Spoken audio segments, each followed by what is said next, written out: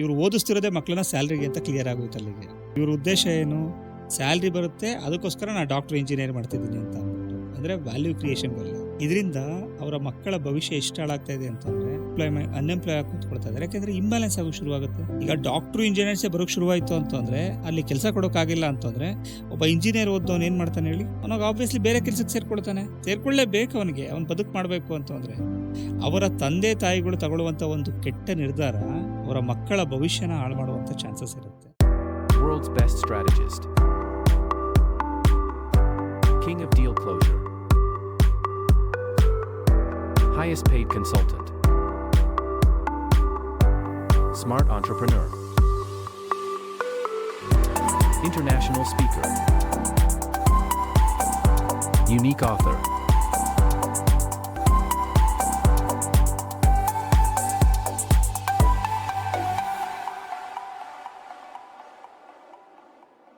ನಮ್ಮ ಪೇರೆಂಟ್ಗಳಿಂದ ಬಂದಿರೋ ಕಮೆಂಟ್ ಇದು. ಪೇರೆಂಟ್ಸ್ಗಳು ಡಾಕ್ಟರ್ ಇಂಜಿನಿಯರ್ ಆಗಕ್ಕೆ ಫೋರ್ಸ್ ಮಾಡೋದಲ್ಲಿ ತಪ್ಪೇನು? ಯಾವ ದಿನ ಕೂಲಿ ಮೆಕ್ಯಾನಿಕ್ಗಳಿಗೆ ಡಾಕ್ಟರ್ ಇಂಜಿನಿಯರ್ ಲೆವೆಲ್ ಸ್ಯಾಲರಿ ಕೊಡ್ತಾರೋ ಅವಾಗ ನಾವು ಮಕ್ಕಳಿಗೆ ಮೆಕ್ಯಾನಿಕ್ ಹಾಗೆ ಯಾವುದೇ ತರಹದ ಜಾಬ್ಗೆ ಸಪೋರ್ಟ್ ಮಾಡ್ತೀವಿ ಅಂತ ಹೇಳಿದ್ದಾರೆ. ಇದಕ್ಕೆ ನೀವು ಅವರ ಮನಪರಿವರ್ತನ ಸಜೆಷನ್ ಏನು ಕೊಡ್ತೀರಾ?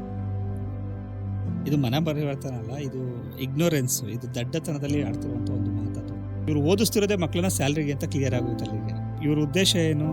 ಸ್ಯಾಲ್ರಿ ಬರುತ್ತೆ, ಅದಕ್ಕೋಸ್ಕರ ನಾನು ಡಾಕ್ಟರ್ ಇಂಜಿನಿಯರ್ ಮಾಡ್ತಿದ್ದೀನಿ ಅಂತ ಅಂದ್ಬಿಟ್ಟು, ಅಂದರೆ ವ್ಯಾಲ್ಯೂ ಕ್ರಿಯೇಷನ್ ಬರಲ್ಲ.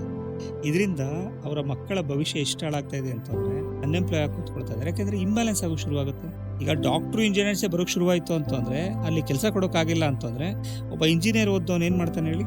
ಅವನಿಗೆ ಆಬ್ವಿಯಸ್ಲಿ ಬೇರೆ ಕೆಲಸಕ್ಕೆ ಸೇರ್ಕೊಳ್ಳೇಬೇಕು. ಅವನಿಗೆ ಅವ್ನು ಬದುಕು ಮಾಡಬೇಕು ಅಂತಂದ್ರೆ, ಅವರ ತಂದೆ ತಾಯಿಗಳು ತಗೊಳ್ಳುವಂತ ಒಂದು ಕೆಟ್ಟ ನಿರ್ಧಾರ ಅವರ ಮಕ್ಕಳ ಭವಿಷ್ಯನ ಹಾಳು ಮಾಡುವಂತ ಚಾನ್ಸಸ್ ಇರುತ್ತೆ. ಎರಡನೇದು, ಮೆಕ್ಯಾನಿಕ್ ಅಥವಾ ಕೂಲಿ ಕಾರ್ಮಿಕರಿಗೆ ಅದೇ ತರ ಸಂಬಳ ಬಂತು ಅಂದ್ರೆ ನಾವು ಓದಿಸ್ತೀವಿ ಅಂತ ಅವರಿಗೆ ಅರ್ಥ ಆಗ್ತಾ ಇಲ್ಲ. ಸಂಬಳ ಅನ್ನುವಂಥದ್ದು ಏನಕ್ಕೆ ಕೊಡ್ತಾರೆ? ಯಾವತ್ತದು ವ್ಯಾಲ್ಯೂ ಕ್ರಿಯೇಟ್ ಆಗುತ್ತೋ ಅವಾಗ ಕೊಡ್ತಾ ಹೋಗ್ತಾರೆ. ನಾನು ಹೇಳುವಂಥದ್ದು, ನೀವು ಇಂಡಿವಿಜುವಲ್ ಒಬ್ಬ ಮಗನ್ನ ಅವನನ್ನು ಬೆಳೆಸಿ, ಆ ಮಾರ್ಗದಲ್ಲಿ ಎಕ್ಸ್ಪರ್ಟ್ ಮಾಡಿ, ಅವನು ಅದರಿಂದ ಹೊಸ ರಿಸಲ್ಟ್ ತರ್ತಾನೆ. ಈಗ ನಾನು ಹೇಳ್ತಿದ್ದೀನಿ, ರೈತರಿಗೆ ಉದ್ಯೋಗ ಅಂತ ಕೊಡಬೇಕು ಅನ್ನೋದು ನನ್ನ ಕಾನ್ಸೆಪ್ಟ್. ರೈತರಿಗೆ ಉದ್ಯೋಗ ಅಂತ ಕೊಡಬೇಕು, ಅವರಿಗೆ ಒಳ್ಳೆ ಸಂಬಳ ಕೊಡಬೇಕು. ಇವರೇನು ಕ್ವಶನ್ ಕೇಳಿದಾರೋ ಅದೇ ಥರ ಸಂಬಳ ಕೊಡಬೇಕು ಅಂತ. ಡಾಕ್ಟರ್ ಇಂಜಿನಿಯರಿಂಗ್ ಜಾಸ್ತಿ ಸಂಬಳ ಕೊಡಬೇಕು ಅಂತ, ಒಬ್ಬ ರೈತರಿಗೆ 1 ಲಕ್ಷದ ಮೇಲೆ ಸಂಬಳ ಕೊಡಬೇಕು ಅಂತ. ಅದಕ್ಕೆ ನಂದೇ ಆದಂಥ ಒಂದು ಪ್ಲಾನ್ ಮಾಡ್ತಿದ್ದೀನಿ ನಾನು. ಸುಮ್ಮನೆ ಬ್ಲೈಂಡ್ ಆಗಿ ಹೋಗ್ಬಿಟ್ಟು ನಾಳೆ ಸಂಬಳ ಕೊಟ್ಬಿಡ್ತೀನಿ, ಬಂದ್ಬಿಡಿ ರೈತರೇ ಅಂತ ಕರೀತಾರೆ. ಅದಕ್ಕೊಂದು ಹಂತ ಅಂತಿದೆ. ಆ ಹಂತವಾಗಿ ನಾನು ಏನು ಪ್ಲಾನ್ ಮಾಡ್ಬೋದು ಅದನ್ನು ಮಾಡ್ತಾ ಇದ್ದೀನಿ. ಅದನ್ನು ಮಾಡಿಕೊಂಡು ನಾನು ಎಕ್ಸಿಕ್ಯೂಷನ್ ಮಾಡ್ತೀನಿ. ಆ ಥರ ನೀವು ರೆಡಿ ಆಗಲಿಲ್ಲ ಅಂದರೆ, ನಿಮ್ಮ ಮಕ್ಕಳನ್ನ ರೆಡಿ ಮಾಡಲಿಲ್ಲ ಅಂತಂದರೆ, ಯಾರು ಕೂಡ ಅದನ್ನು ರೆಡಿ ಮಾಡೋಕ್ಕೆ ಬರಲ್ಲ. ಯಾರು ಅದನ್ನು ರೆಡಿ ಮಾಡಲ್ಲ. ಎಗೈನ್ ನೀವು ಅನ್ಎಂಪ್ಲಾಯ್ಮೆಂಟಲ್ಲಿ ಇರ್ತೀರಾ, ನೀವು ಮಿಡಲ್ ಕ್ಲಾಸ್ ಆಗಿರ್ತೀರಾ, ಅವರು ಕೂಡ ಮಿಡಲ್ ಕ್ಲಾಸಲ್ಲಿ ಬದುಕ್ತಾ ಇರ್ತಾರೆ. ನೀವು ಕಷ್ಟದಲ್ಲಿ ಬರ್ತಿರ್ತೀರಾ, ಅವರು ಕೂಡ ಕಷ್ಟದಲ್ಲಿ ಬದುಕ್ತಾ ಇರ್ತಾರೆ. ಯಾಕೆಂದರೆ ನೀವು ಮೇಲೆ ಮೌಲ್ಡ್ ಮಾಡಿ ಕಳಿಸ್ಬಿಟ್ಟಿರ್ತೀರ, ಇಲ್ಲಿ ಇಂಜಿನಿಯರೇ ಆಗಬೇಕು, ಡಾಕ್ಟ್ರೇ ಆಗಬೇಕು ಅಂತ. ಅಲ್ಲಿ ಅವ್ರು ಹೋದಾಗ ಅಷ್ಟು ಓದಿರಲ್ಲ, ಅಥವಾ ಸೀಟ್ ಸಿಕ್ಕಿರಲ್ಲ, ಅವ್ರು ಒಳ್ಳೆ ಕಡೆ ಕೆಲಸ ಸಿಗದೇ ಇರುತ್ತೆ ಅಂದರೆ ಯಾವುದೋ ಒಂದು ಕೆಲಸ ಮಾಡೋದಕ್ಕೆ ಅಂತ ಹೋಗ್ತಾರೆ. ಈಗೇನು ಅರ್ನ್ ಮಾಡೋಕ್ಕಾಗಲ್ಲ. ಕಷ್ಟ. ಯಾಕೆಂದರೆ ಪ್ರಾಕ್ಟೀಸ್ ಮಾಡಿಲ್ವಲ್ಲ ಅವರು. ಅವ್ರ ಮೈಂಡ್ ಸೆಟ್ ಹೆಂಗೆ ರೆಡಿ ಆಗಿದೆ ಅಂತಂದರೆ, ನಾನು ಇಂಜಿನಿಯರ್ ಆಗ್ತೀನಿ ಅಥವಾ ಡಾಕ್ಟರ್ ಆಗ್ತೀನಿ ಅಂತ ಅವ್ರ ಪೇರೆಂಟ್ಸ್ ಏನು ಹೇಳ್ತಾರೆ ಅದನ್ನೇ ಕೇಳ್ಕೊಂಡು ಬಂದ್ಬಿಟ್ಟಿರ್ತಾರೆ. ಅವ್ರಿಗೆ ಬೇರೆ ವಿಚಾರನೇ ಗೊತ್ತಿಲ್ಲದೆ ಇರೋದ್ರಿಂದ ಅವರು ಮುಂದುವರಿಯಕ್ಕಾಗಲ್ಲ. ಸೊ ಅವ್ರು ಯಾವಾಗ ಮುಂದುವರಿಯಕ್ಕಾಗಲ್ಲ, ಹೇಗೆ ಈ ಸಮಸ್ಯೆ ಎಲ್ಲ ಕೂತ್ಕೊಳ್ತಾ ಹೋಗುತ್ತೆ.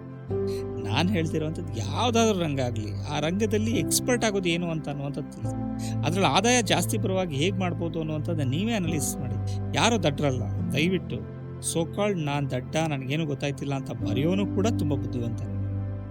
ಅವನಲ್ಲಿರುವಂಥ ಬುದ್ಧಿವಂತಿಕೆನ ಅವನು ಆಚೆ ತರ್ತಾ ಇಲ್ಲ, ಅಷ್ಟೇ ಪ್ರಾಬ್ಲಮ್ ಆಗಿರೋದು. ಅದನ್ನು ಆಚೆ ತರಿಸ್ಬೇಕು ಅಂತಲೇ ನಾವಿವತ್ತು ಈ ಪಾಡ್ಕಾಸ್ಟ್ ಇದನ್ನೆಲ್ಲ ಶುರು ಮಾಡ್ತಾ ಇದ್ದೀವಿ.